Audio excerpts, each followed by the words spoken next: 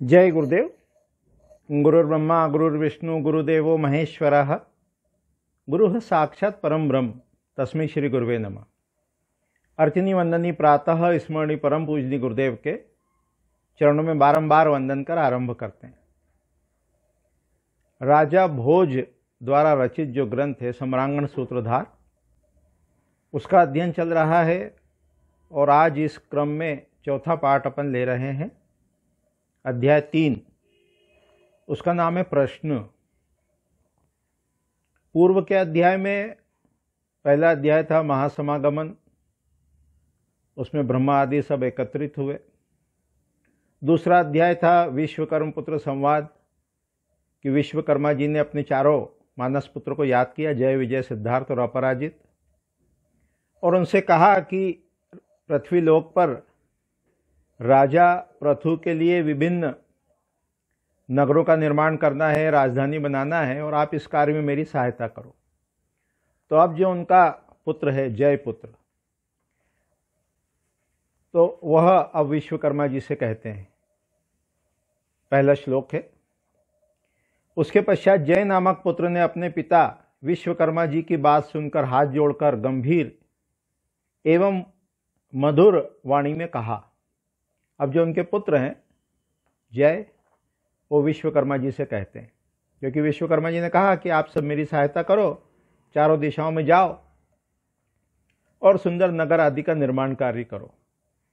तब वो कह रहे हैं उनके पुत्र, श्लोक क्रमांक 2 में, हे प्रभो, आप जैसे ज्ञान के सागर यदि हम जैसे अज्ञानी लोगों को सहायता के लिए वर्ण कर रहे हैं, तो निश्चित ही हमारे लिए ये सौभाग्य की बात है।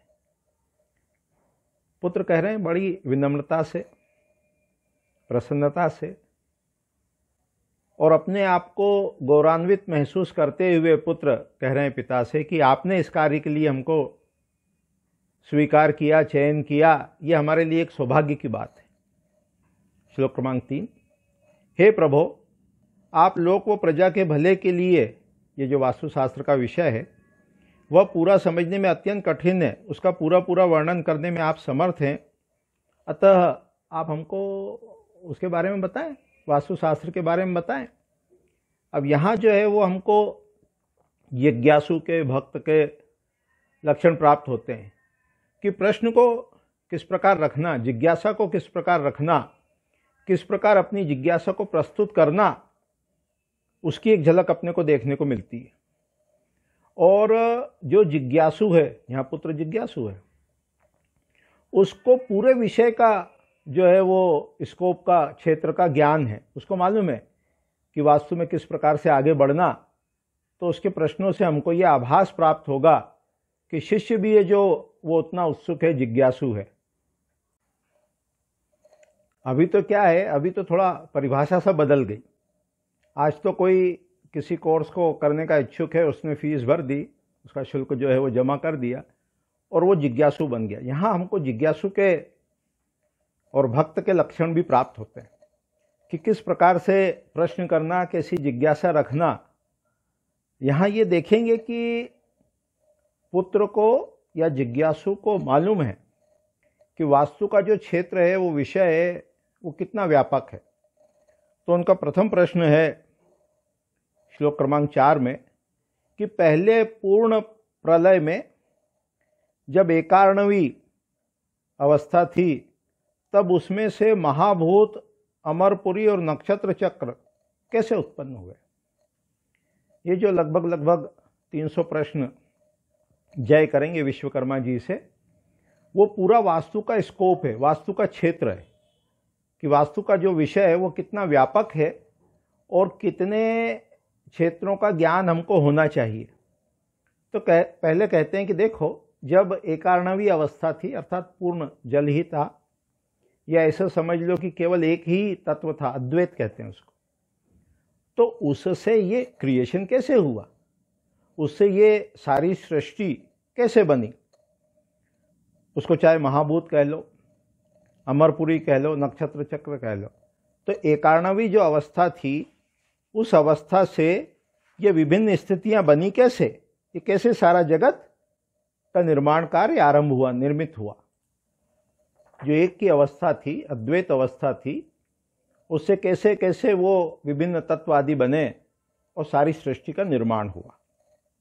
श्लोक क्रमांक 5 में कहते हैं, पृथ्वी का आधार क्या है, उसका आकार क्या है, उसका प्रमाण क्या है, उसका विस्तार कितना है, उसकी परिधि कितनी है, उसका बाहुल्य कितना है। वास्तु की जब अपन बात करते हैं, इस पृथ्वी लोक की जब अपन बात करते हैं, तो जिस पृथ्वी पर अपन स्थित हैं उसकी ओवरऑल स्थिति, उसका डायमेंशन क्या है, उसकी लेंथ क्या है, उसकी विड्थ क्या है, उसकी सरकमफरेंस क्या है ना, ये सब मालूम होना चाहिए। 10वीं शताब्दी का ग्रंथ है और उस 10वीं शताब्दी के ग्रंथ में, हालांकि पूर्ववर्ती आचार्यों के आधार पर लिखा है, अर्थात उससे और काफ़ी समय पहले से हमें ये पता था कि पृथ्वी गोल है, परिधि की बात की है, सरकमफरेंस की बात की है। तो ये खोज आधुनिक जगत के अनुसार तो बाद में हुई कि पृथ्वी गोल है, 16वीं-17वीं शताब्दी के आसपास। लेकिन यहाँ 10वीं शताब्दी के ग्रंथ में भी पाई का मान मालूम है, पृथ्वी गोल है, ये ज्ञात है। तो इस प्रकार से जब अपन अपने ग्रंथों को देखते हैं तो ग्रंथों की व्यापकता का हमें पता चलता है। उसके बाद कहते हैं, इस पृथ्वी पर जो पहाड़ हैं उनकी लंबाई, चौड़ाई, ऊंचाई कितनी है, कितने इस पर प्रसिद्ध वर्ष हैं, जैसे भारतवर्ष कहते हैं अपन, अर्थात कितने राष्ट्र हैं, कितने द्वीप हैं, कॉन्टिनेंट्स हैं, कितनी नदियां और समुद्र हैं। श्लोक क्रमांक 7 में कहते हैं, ये जो पृथ्वी है इसके ऊपर जो अंतरिक्ष है उसमें सूर्य, चंद्रमा, नक्षत्र, उनकी गति क्या है अलग अलग, और वो एक दूसरे से कितनी दूरी पर स्थित हैं। अब देखो, पूरे सौरमंडल का ज्ञान है, 10वीं शताब्दी का ग्रंथ है, और जबकि ये ज्ञान उसके पहले से है, पूर्ववर्ती आचार्यों के आधार पर यहाँ राजा भोज ने प्रस्तुत किया है। तो उस समय भी पता था कि ये पृथ्वी कैसे घूमती है, सूर्य ग्रहण कब होता है, चंद्र ग्रहण कब होता है, कितने वर्ष के बाद कौन कौन से वो दूसरे तारा आते हैं, पुच्छल तारा आते हैं, उनको सब ज्ञान है। तभी तो आज भी जो सूर्य ग्रहण, चंद्र ग्रहण का समय बताया जाता है पंचांग के अनुसार, कितने देश में वो दिखेगा, कितने दुनिया के कितने कितने भाग में वो दिखेगा, कब वो स्पर्श करेगा, कब वो उसको मोक्ष होगा, कब वो सूर्य ग्रहण, चंद्र ग्रहण लगेगा और कब छूट जाएगा, पूर्ण होगा कि आंशिक होगा, ये सारी कैलकुलेशन हजारों हजार वर्ष पहले यहाँ भारत में की जाती थी, और आज भी उसी गणना के अनुसार पंचांग बनाए जाते हैं। तो यहाँ से हमको इतना व्यापकता का ज्ञान होता है। फिर कहते हैं श्लोक क्रमांक 8 में, अंतरिक्ष में इस ज्योतिष चक्र का आधार क्या है, कौन इस चक्र को घुमाता है, इस लोक में ऊपर और नीचे महाभूत किस प्रकार अपनी स्थिति में रहते हैं और उसको धारण किए रहते हैं। तात्पर्य क्या है, जब आप देखोगे रात्रि में, मान लो सौरमंडल को, आकाश को, तारों को, तो आप देखोगे सारे तारे जो हैं वो लगभग लगभग जैसे ध्रुव तारे की परिक्रमा कर रहे हैं। तो ये जो पूरा सौरमंडल है, पूरा ये जो चक्र है अंतरिक्ष का, इसका आधार क्या है, इसका बेस क्या है, ये कैसे घूमता है, ये कैसे रोटेट होता है, पृथ्वी कैसे घूमती है, कैसे वो सूर्य के चारों ओर चक्कर लगाती है ना, जो उपग्रह कैसे वो ग्रह के चारों ओर घूमते हैं, ये सारा जो प्रश्न है वो जिज्ञासु बनकर जय जो है वो विश्वकर्मा जी से पूछते हैं। एक जिज्ञासु को भी कितना ज्ञान है ना, जिज्ञासा भी जो वो किस स्तर की है इसका हमें यहाँ पता चलता है, ज्ञात होता है। उसके बाद जब अपन वास्तु की बात करते हैं तो उसका आधारभूत यहाँ शुरू करते हुए प्रश्न क्रमांक श्लोक क्रमांक 9 में बताते हैं, प्रारंभ में युग धर्म की क्या व्यवस्था थी, कौन कौन सी लोकवृत्ति थी, लोकाचार थे, पहला राजा कौन था, पहला गृही कौन था, पहला वर्णी कौन था। तो यहाँ हमें पूरे जो सामाजिक व्यवस्था है उसका ज्ञान होता है कि राजा होते हैं, घर होते हैं, वर्ण होते हैं।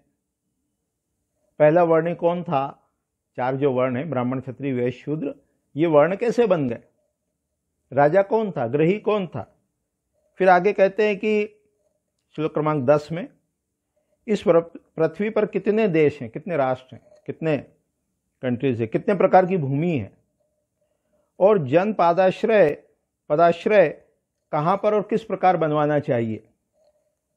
साइट सिलेक्शन की बात कर रहे हैं, भूमि चयन की बात कर रहे हैं। अलग अलग प्रकार की जो भूमियां हैं, चाहे वो मरुभूमि हो, चाहे वो समतल भूमि हो, चाहे वो किसी भी प्रकार की भूमि हो, है ना, उसमें रेत वाली है, मिट्टी वाली है, सफ़ेद मिट्टी की है, पीली मिट्टी की है, काली मिट्टी की है, ये सारी प्रकार की भूमियां और उनकी कैरेक्टरिस्टिक्स क्या है, वो किस प्रकार की भूमि पे किस प्रकार के लोगों को बसाना चाहिए, इसका वर्णन हमें यहाँ सम्रांगण सूत्रधार ग्रंथ के अध्याय 3 में मिलता है, प्रश्न वर्ग में।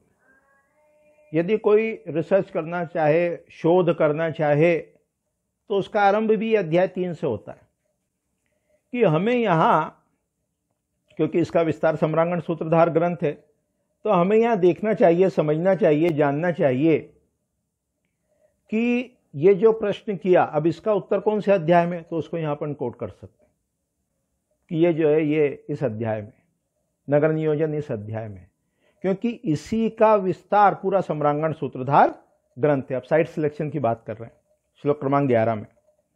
नगर के लिए शब्द, स्पर्श, गंध, रंग और स्वाद के व्यक्त चिन्हों के अनुसार कौन सी भूमि शुभ है और कौन सी भूमि अशुभ है। अब यहाँ ये जो अपनी पंच ज्ञानेंद्रियां हैं, आंख, नाक, कान, जीभ और त्वचा, इससे भूमि की कैरेक्टरिस्टिक्स को डिसाइड कर रहे हैं।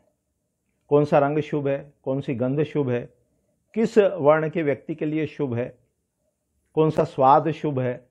तो यहाँ भूमि चयन विधि का वर्णन किया गया कि भूमि चयन में कैसी प्राथमिकता देने। हेयम दुखम अनागतम, योग शास्त्र में बताया कि आने वाले दुख का पहले से ही त्याग कर दो।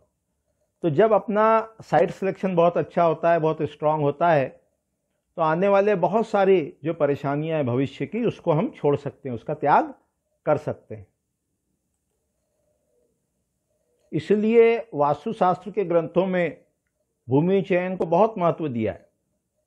जैसे मान लो कहीं क्लब है, डिस्को है ना, मॉल है, पब्लिक प्लेस है, यदि उसके पास में कोई घर बनाएगा तो वो न्यूसेंस के कारण उसको परेशानी होगी। तो साइट सिलेक्शन में, भूमि चयन में, भूमि परीक्षण में अत्यंत सावधानी रखना चाहिए। फिर श्लोक क्रमांक 12 में कहते हैं, पूछते हैं कि किस विधि विधान से राजधानी का निर्माण कार्य करना चाहिए। उचित प्रकार की राजधानी का निर्माण करने से क्या क्या शुभ परिणाम प्राप्त होते हैं और अनुचित प्रकार से बसाने पर उसके क्या अशुभ फल प्राप्त होते हैं। राजधानी जो है वो बहुत ही शुभ होना चाहिए, उसका आकार है, वास्तु है, वो बहुत शुभ होना चाहिए, क्योंकि उससे पूरा राष्ट्र प्रभावित होता है। अभी जो भी कुछ इस समय चल रहा है केंद्र में या कहीं भी, तो उसके कारण पूरा राष्ट्र जो है अपना वो एक दिशा में आगे बढ़ रहा है। तो राष्ट्र जो है, राजधानी जो है, राजा जो है, उससे पूरा देश प्रभावित होता है। तो हमेशा वास्तु की दृष्टि से राजधानी और अन्य दृष्टि से राजा, ये दोनों जब उचित प्रकार से होते हैं तो राष्ट्र जो है वो उत्तरोत्तर प्रगति करता है। श्लोक क्रमांक 13 में बताते हैं दुर्ग कितने प्रकार के होते हैं। दुर्ग यानी किला। दुर्ग कर्म करने का क्या सीक्वेंस है, किस प्रकार दुर्ग का निर्माण कार्य करना, पहले क्या बनाना, उसके बाद क्या बनाना, उसके बाद क्या बनाना, कौन से राजधानी के लिए कौन से आकार शुभ हैं और कौन कौन से आकार अशुभ हैं। दुर्ग के लिए भी आकार प्रकार का वर्णन यहाँ मिलता है। और ये सम्रांगण सूत्रधार की विशेषता है, सुंदरता है कि यहाँ विभिन्न आकार के गुण बताए हैं। वास्तुशास्त्र के बहुत कम ग्रंथ ऐसे हैं जिसमें शेप्स की प्रॉपर्टीज को डिफाइन किया हो। एक अपने को मिलता है विश्वकर्म प्रकाश में और दूसरा यहाँ अपने को मिलता है सम्रांगण सूत्रधार में। तो एक पूरा का पूरा चैप्टर या अध्याय है, उसमें आकार के गुण बताए। अब कहते हैं श्लोक क्रमांक 14 में कौन से अनुक्रम विधि बताई गई है तथा उसके प्रमाण और रूप किस प्रकार कहा है। प्राकार यानी घेरे की दीवार, कंपाउंड वॉल, गोपुर यानी मेन एंट्रेंस, अट्टालक, परिखा यानी खाई, वप्र यानी कंपाउंड वॉल की विधि क्या है। अर्थात ये जो पूरा निर्माण कार्य करेंगे, चाहे नगर का, चाहे दुर्ग का, चाहे मंदिर का, चाहे प्रासाद का, चाहे किले का, उसमें जो आउटर मोस्ट बाउंड्री है उसमें दीवार कैसे बनाना, उसके बाहर खाई कैसे बनाना प्रोटेक्शन के लिए दुर्ग में, इत्यादि का वर्णन विस्तार से अपने को यहाँ सम्रांगण सूत्रधार ग्रंथ में मिलता है। अन्य ग्रंथों में और इस ग्रंथ में भी जब देखेंगे तो अलग अलग लेयर्स होती हैं, खाई होती हैं, और उसको कैसे सुरक्षित रखना उसका विधान यहाँ अपने को प्राप्त होता है।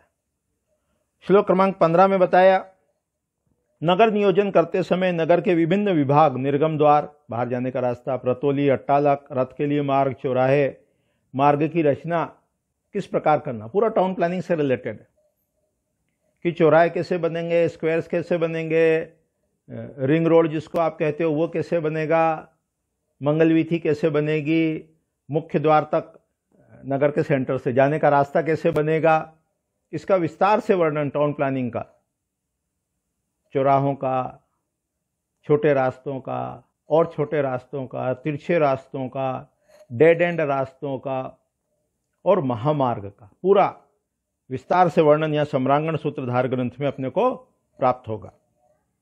श्लोक क्रमांक 16 में कहते हैं, नगर, ग्राम, खेत, निवेश को भूमि के प्रमाण और उनके संस्थान दिशाओं के रास्ते के आधार पर किस प्रकार बसाना चाहिए। तात्पर्य क्या है कि एक बड़ा नगर है राजधानी, उससे फिर छोटे हैं, महानगर हैं, फिर नगर हैं, फिर उपनगर हैं, तो इनके सबकी संज्ञाएं है ना, ग्राम है, खेत है, खरवट है, पत्तन है, जो समुद्र किनारे बंदरगाह बनाएंगे, तो कहाँ कहाँ लोकेशन के आधार पर, उपयोग के आधार पर, आकार के आधार पर, रहने वाले लोगों की संख्या के आधार पर किस प्रकार के नगरों का निर्माण कार्य करना, इसका वर्णन अपने को यहाँ प्राप्त होगा इस ग्रंथ में।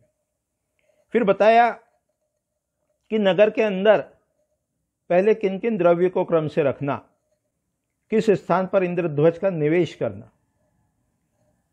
नगर के अंदर बहुत सारे जो पदार्थ होते हैं उनका संग्रह किया जाता है, आपदा के समय, विपदा के समय, तो कौन कौन से पदार्थ हमेशा रहना चाहिए, कितनी क्वांटिटी में रहना चाहिए, उसका भी वर्णन मिलता है।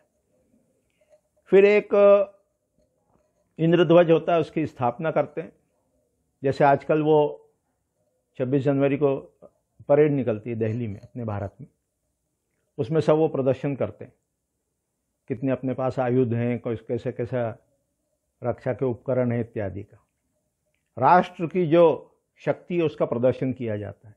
तो ऐसा ही कुछ मिलता जुलता प्रदर्शन यहाँ इंद्रध्वज विधान के नाम से करते हैं। फिर कहा है श्लोक क्रमांक 18 में, राजा और प्रजा के भले के लिए प्रतिवर्ष इंद्रध्वज का महोत्सव किस प्रकार करना चाहिए। शत्रु जो हो वो भयभीत हो, दुस्साहस ना करे, इसके लिए यह शक्ति प्रदर्शन बताया गया है। श्लोक क्रमांक 19 में कहते हैं, नगर के अंदर व बाहर किन किन घर में, किन किन दिशाओं में कौन कौन से देवताओं की स्थापना करना चाहिए। अब यहां बताते हैं कि देखो, ये जो अपना नगर बनाते हैं तो उसमें अलग अलग दिशाओं में अलग अलग देवताओं की स्थापना करते हैं। शांति देवता हैं, उग्र देवता हैं, है ना, तो द्वार पे कौन से स्थापित करना, नगर के बाहर की ओर कौन कौन से देवता देखते हों, नगर के भीतर मध्य स्थान को कौन कौन से देवता देखते हों, तो उनकी स्थापना कैसे करना। एक दो श्लोक और लेके आज का समाप्त करते हैं, फिर अपन, अध्याय बड़ा है, लगभग इसमें 61 श्लोक हैं, तो करीब करीब 20-20 श्लोक देखने का प्रयास करेंगे एक एक पाठ में। श्लोक क्रमांक 20 में कहते हैं कि वो जो देवताओं की स्थापना की, उनके वाहन, परिवार, रंग, रूप, आभूषण, वस्त्र, आयु, वेश, आयुध और ध्वज किस प्रकार होते हैं। अब देवताओं का पूरा प्रतिभा विज्ञान का वर्णन मिलता है कि जो उग्र देवता हैं, शांति देवता हैं, है ना, सौम्य देवता हैं, जितने भी देवता हैं जिनकी भी स्थापना करेंगे, चाहे वो नरसिंह हो, चाहे वो दुर्गा हो, चाहे वो काली हो, चाहे वो शिव हो, चाहे विष्णु हो, विष्णु जी हो, ये जितने भी देवताओं की अपन स्थापना करेंगे, उनके वाहन जिस पे वो बैठ के जाएंगे, उनका परिवार, उनकी फैमिलीज, उनके रंग, रूप, आभूषण, वस्त्र इत्यादि किस प्रकार होते हैं। फिर आगे ये देवताओं और मनुष्य के घरों का वर्णन अपने को प्राप्त होता है। तो आज की इकाई में, आज के पाठ में अपन ने ये देखने समझने का प्रयास किया कि विश्वकर्मा जी के जो पुत्र हैं जय, वो विश्वकर्मा जी से जिज्ञासु बनकर वास्तुशास्त्र का पूरा रहस्य जानना चाहते हैं, समझना चाहते हैं। पहले वो उनकी स्तुति करते हैं, प्रशंसा करते हैं और कहते हैं कि आप समर्थ हैं इसको बताने में, कृपया आप हमको ज्ञान दीजिए। और फिर क्रिएशन ऑफ द यूनिवर्स, ये सृष्टि कैसे उत्पन्न हुई, वहां से विषय का आरंभ होता है। अपने जितने भी पुराण हैं, 18 महापुराण, जितने भी लगभग वास्तु के ग्रंथ हैं, सब में क्रिएशन ऑफ द यूनिवर्स से स्टार्ट होता है कि सृष्टि की उत्पत्ति कैसे हुई, वहां से फिर कैसे कैसे कैसे कैसे वो तत्व बने, चाहे वो आपका आगम का आधार हो, मुख्य रूप से आगम ही उसमें आधार है। सदाशिव है, शिव है, विद्या है, शुद्ध विद्या है, माया है, पंचकंचुक हैं, कैसे वो पूरा यूनिवर्स का क्रिएशन हुआ। और फिर आखिरी में पंच महाभूत, कैसे पृथ्वी बनी, कैसे नक्षत्र चक्र बना। तो वहां से आरंभ करते करते पृथ्वी पर कितने द्वीप हैं, राष्ट्र हैं, कैसे भोजन लोग करते हैं, कितने प्रकार के लोग रहते हैं, कितने समुद्र हैं, नदियां हैं, पहाड़ है, उसका डिस्क्रिप्शन है। फिर उसके बाद नगर नियोजन पे आए, राजधानी कैसे बनाना, नगर कैसे बनाना, मार्ग कैसे बनाना, अट्टालक कैसे बनाना, और अब धीरे धीरे मंदिरों से विषय को आगे बढ़ाते। तो अभी इतना ही कह के वाणी को विराम देते हैं। आगामी पाठ में अपन विषय को और आगे बढ़ाएंगे और अध्याय 3 प्रश्न को देखेंगे। जय गुरुदेव, जय गुरुदेव।